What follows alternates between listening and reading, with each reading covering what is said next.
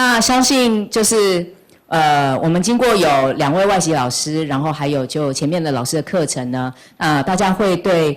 国际的就是视效的趋势呢有非常多的感慨。那或许你们会去想到说，哇，外国技术这么好，然后这么棒，那我们台湾呢？就像昨天嘉怡同学是，对，提出来的问题，对我们有我们的局限，然后我们有我们的无奈。但是我们到底可以怎么样应用在我们的电视产业里面？那或者未来的电影产业里面？那世元老师算是第2次来我们这一次上课来分享。那为什么我们会找世元老师来呢？也是因为去年听他的课程之后，觉得其实世元老师他也是动画导演嘛，然后转成等于是变成在 BBS 乡民正义是变成电影导演来制作。那老师因为其实有成本的压力，所以他会去想他用什么样的方式去精算，让自己可以用最精简的成本达到最大的效益。那这个部分其实就是我们现在台湾的产业必须要去面对、去追求的，因为我们没有办法跟老板说给我很多很多的资源跟预算，但是我们必须也能够达到我们要好的作品，然后跟得上国际趋势。所以呢，今天同学我们就用最热烈的掌声来欢迎世勇老师带给我们精彩的课程。好，谢谢3立电视台的邀请哦。然后，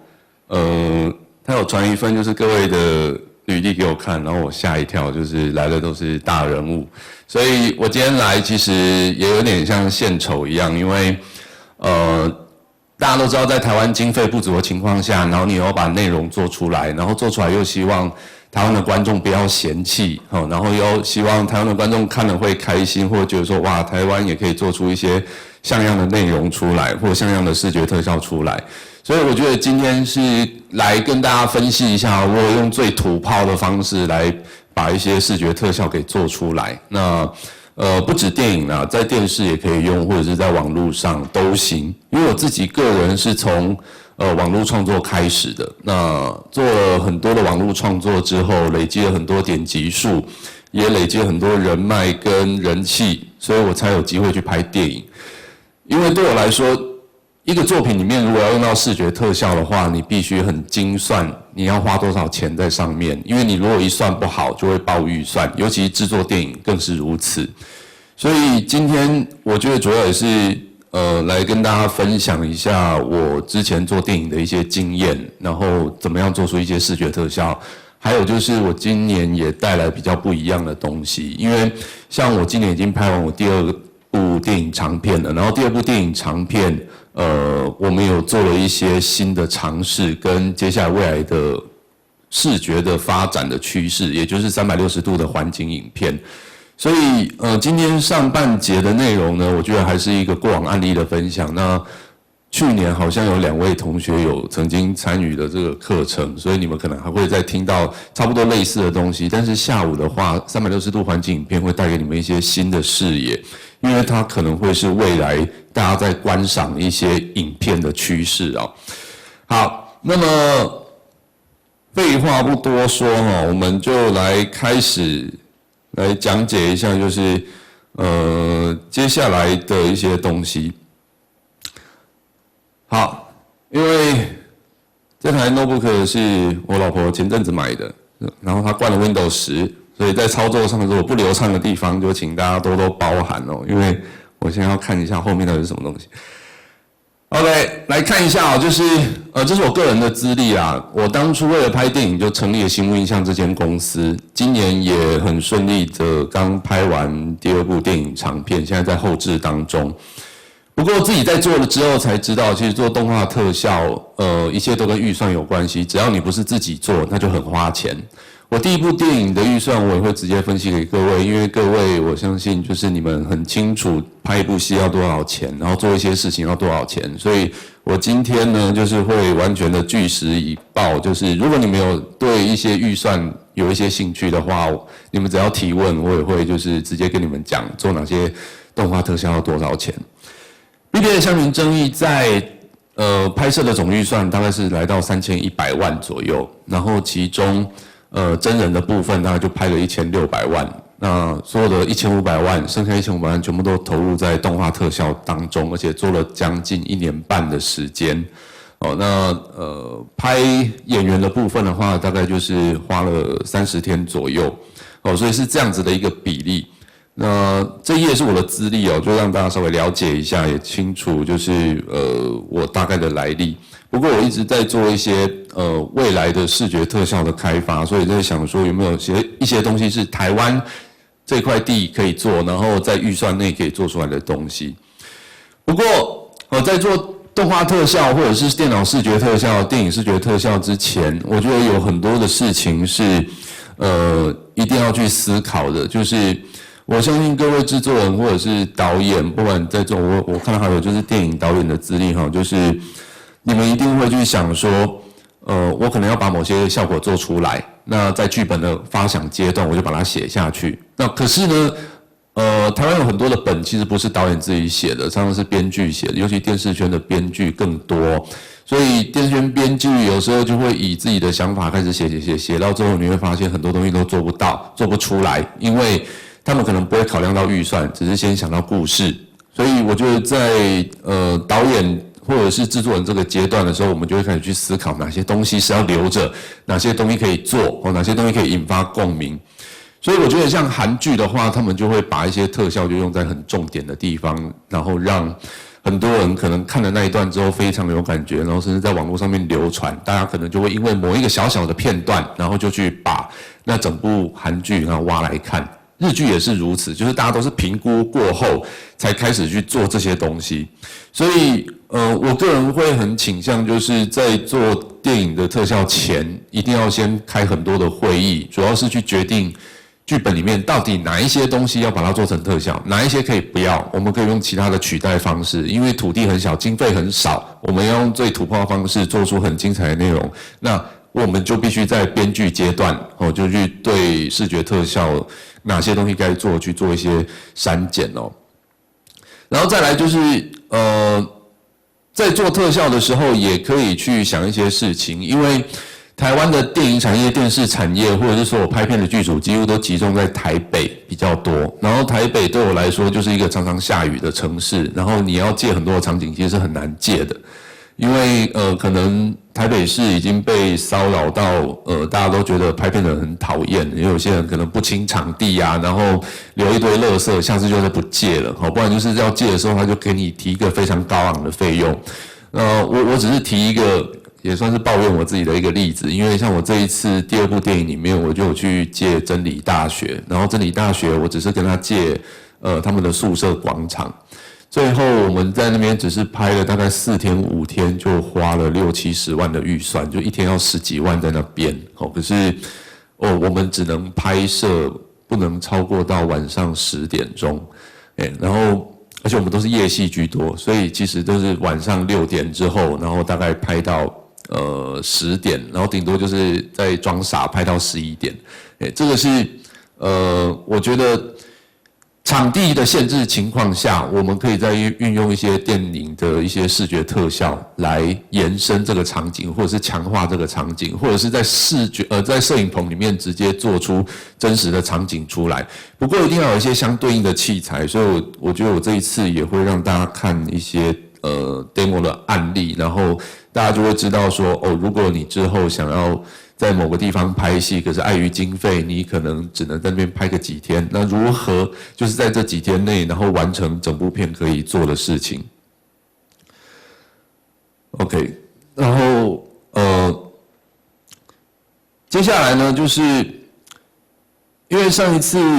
应该说，自从 BB 乡民正义之后，大家发现有一些题材是可以被开发的，像乡民正义里面，他提到的是真实世界跟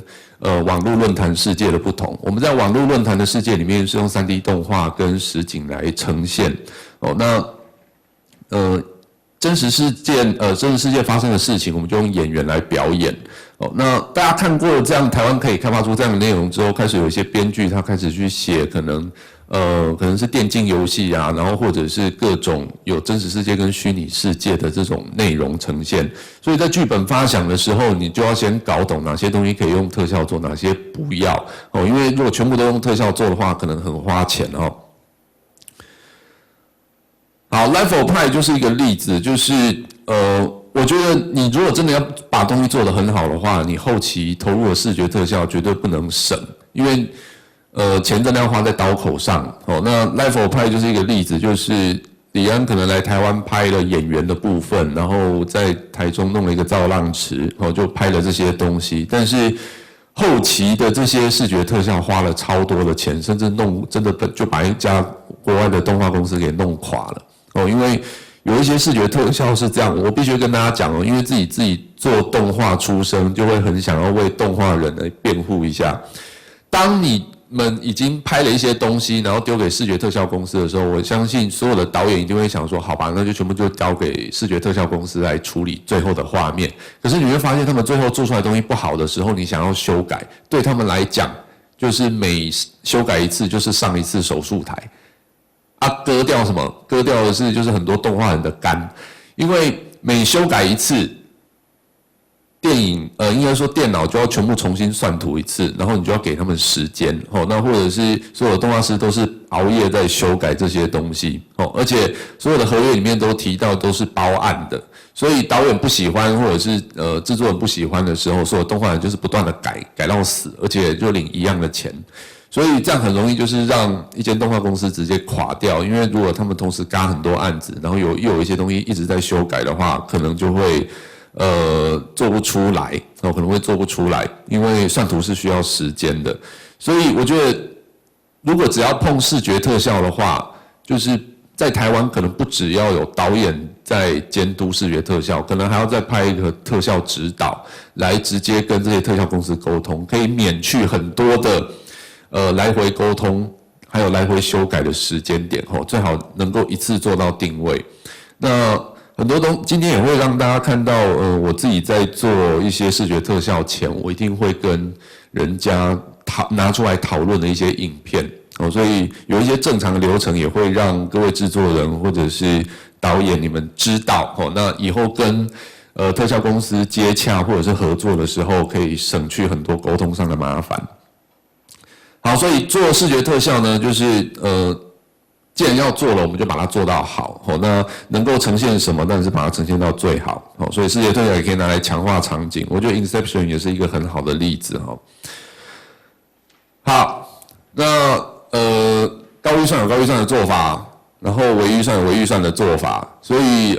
我相信这个大家都清楚，在台湾几乎都是微预算啦，然后再相信就是现在各位如果在电视台的话，你们就更清楚，就是电视产业的经费开始没落，因为广告商开始发现可能投在网络上可能会有比较好的宣传效果，所以就是各位要撑住，就是希望你们可以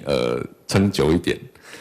当然，电视台的转型或者是电视台内容的一个呈现，我觉得未来可能也有一些重新思考的方向啦。所以我今天也是丢一些很新的技术，然后让大家去思考一下未来可以做什么事情。好，接下来我直接呈现一些案例给大家看哈，就是在做一些内容之前，然后有一些前置工作如果能够做好的话，可能可以省去很多麻烦。我会以我之前拍过的一些片子当作是案例哈。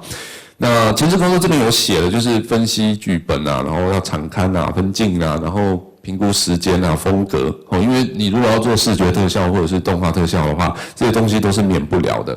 所以我接下来呢，要来分享一些我过往所做过的东西哦。那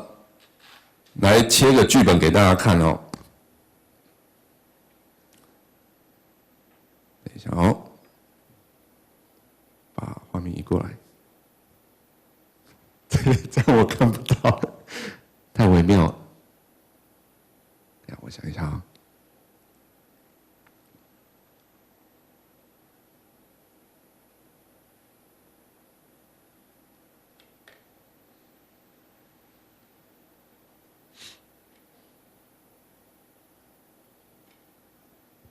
好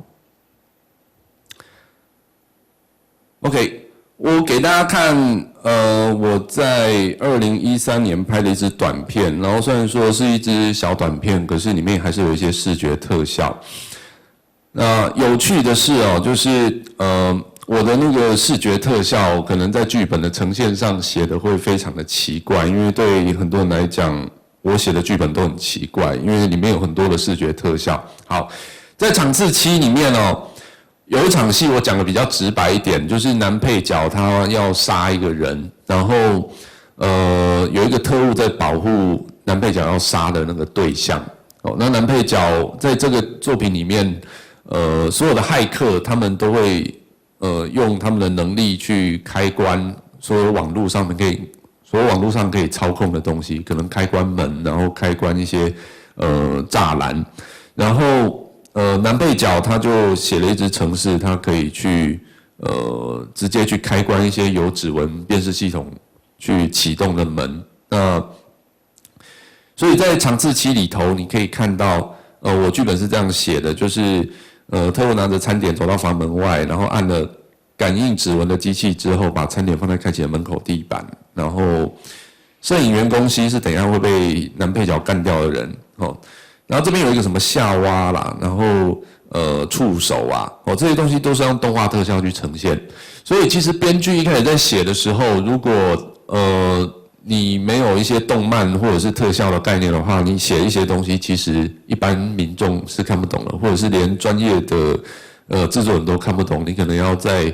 剧本的前面再稍微解释一下，就是你剧本里面的一些很特殊专有名词，它到底是什么东西，然后还要开会讨论这些东西要怎么做。